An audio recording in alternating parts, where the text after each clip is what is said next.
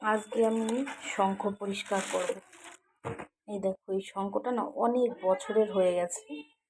এখন কি হয়েছে, শঙ্খটা বাজে না, অনেক বছরের পুরনো। শঙ্খ বাজানোর পরে যখন জল দিতাম, জল দিয়ে ধুয়ে রাখতাম, তারপর আস্তে আস্তে মনে হয় এইটা মুখটা বন্ধ, ছোট হয়ে গেছে বা ভিতরটা বন্ধ হয়ে গেছে। সেই জন্য ভাবছি আজকে অ্যাসিড দিয়ে পরিষ্কার করব।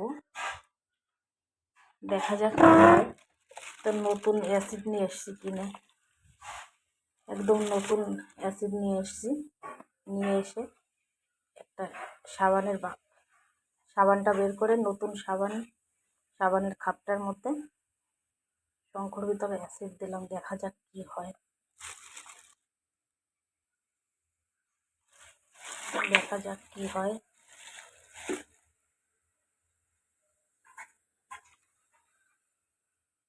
পরিষ্কার হবে কিনা জানি না,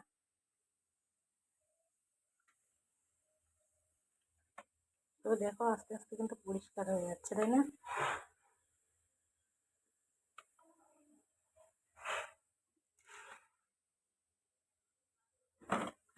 অনেকদিন ধরে ভাবি যে কি করে পরিষ্কার করব, তো এইভাবেই পরিষ্কার করছি। দেখা যাক কি হয়।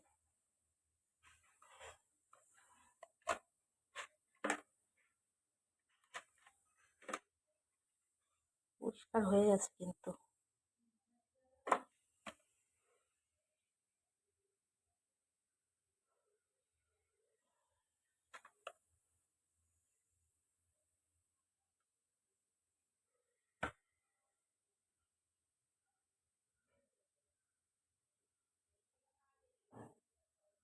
কেউ কখনো করেছে কিনা এইভাবে আমি জানি না, কিন্তু আমি পরিষ্কার করছি এইভাবেই। দেখা যাক কি হয়।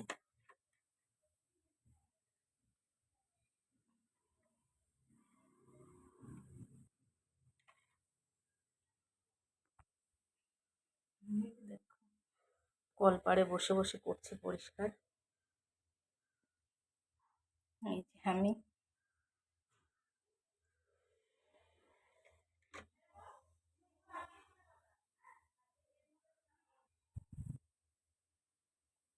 পরিষ্কার করছি, তো এইভাবে শঙ্খ, তাই জন্য একটু তোমাদের সঙ্গে শেয়ার করলাম।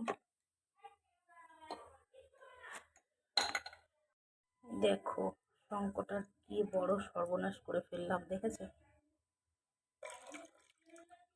এই দেখো, এই যে এখানটায় ফুটো হয়ে গেছে। মনটা ভীষণ খারাপ হয়ে গেছে। এটা অনেক বছরের পুরনো, পরিষ্কার করতে গিয়ে যে এত বড় সর্বনাশ হবে সেটা ভাবতে পারিনি।